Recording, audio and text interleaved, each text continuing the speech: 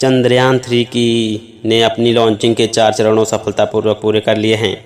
इसरो के मुताबिक चंद्रयान 3 पृथ्वी की निर्धारित कक्षा में पहुंच गया है, जहां से वो चांद की कक्षा की ओर प्रस्थान करेगा। इसरो प्रमुख सोमनाथ ने कहा, चंद्रयान 3 ने चांद की अपनी यात्रा शुरू कर दी है। चंद्रयान 3 को शुभकामनाएं दें कि आने वाले दिनों में वो चांद पर पहुंचे। सोमनाथ ने कहा, LVM-3M4 रॉकेट ने चंद्रयान 3 को सटीक कक्षा में पहुंचा दिया है। इसरो ने बताया है कि चंद्रयान 3 की गतिविधियां पूरी तरह से सामान्य हैं और वो उसे चांद की सतह पर देखने की प्रतीक्षा में है।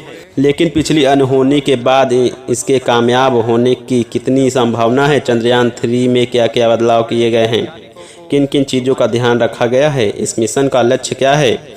ऐसे कई बुनियादी सवाल इसके सवाल जानने के लिए हम आपको ज़रूर बताएंगे। डॉक्टर आकाश सिन्हा की अंतरिक्ष आर्टिफिशियल इंटेलिजेंस रोबोट्स ड्रोन्स में विशेषज्ञता है और वह शिव नादर यूनिवर्सिटी में पढ़ाते हैं। नीचे दिए गए सभी सवालों का जवाब उनसे हुई बातचीत पर आधारित है। सवाल इस बात की कितनी संभावना है कि चंद्रयान 3 चंद्रयान 2 के रास्ते नहीं जाएगा? इस बार क्या क्या बदलाव किए गए हैं?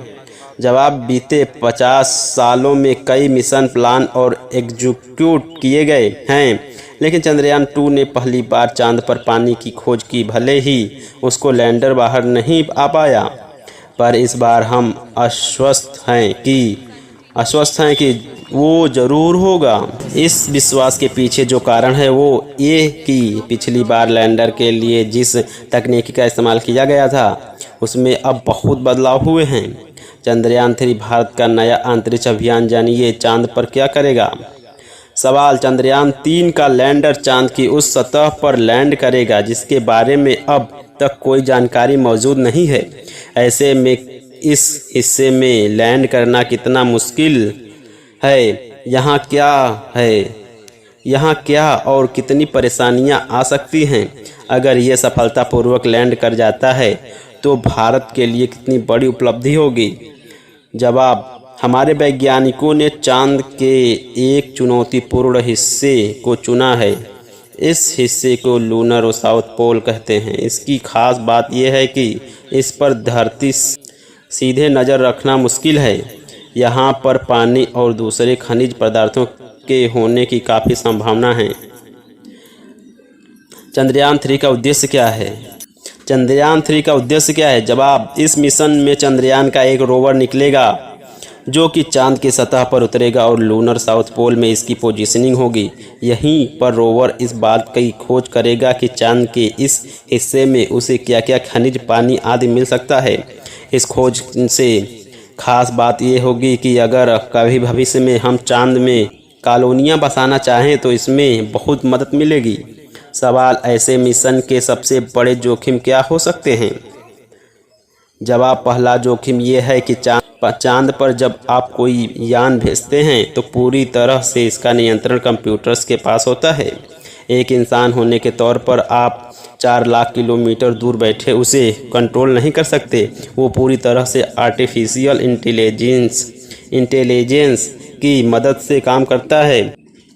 दूसरी चीज़ यह है कि चांद पर कोई जीपीएस नहीं है। जैसे हम धरती पर कोई गाड़ी चलाते हैं तो जीपीएस के माध्यम से कई जानकारियां हमें मिल जाती हैं। ड्राइवरलेस कारों जीपीएस तकनीकी से ही काम करती हैं, लेकिन चांद पर ये काम नहीं करती।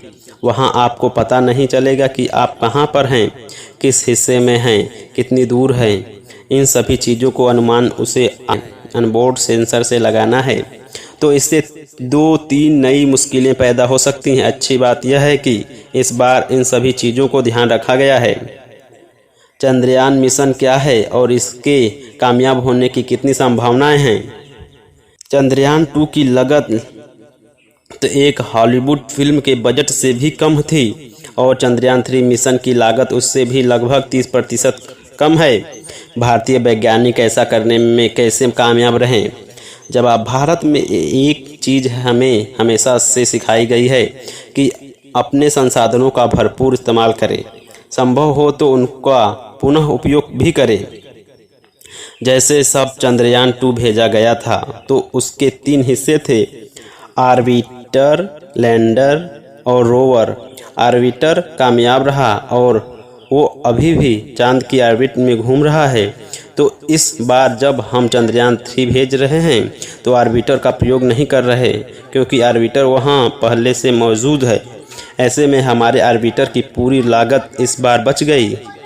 इसरो की सबसे अच्छी बात यह है कि ये ज़्यादातर काम इन हाउस करते हैं, यानी काफ़ी तकनीक वो खुद से डेवलप कर लेते हैं, जिससे कम लागत में हम बड़े मिशन को अमल में ला रहे हैं।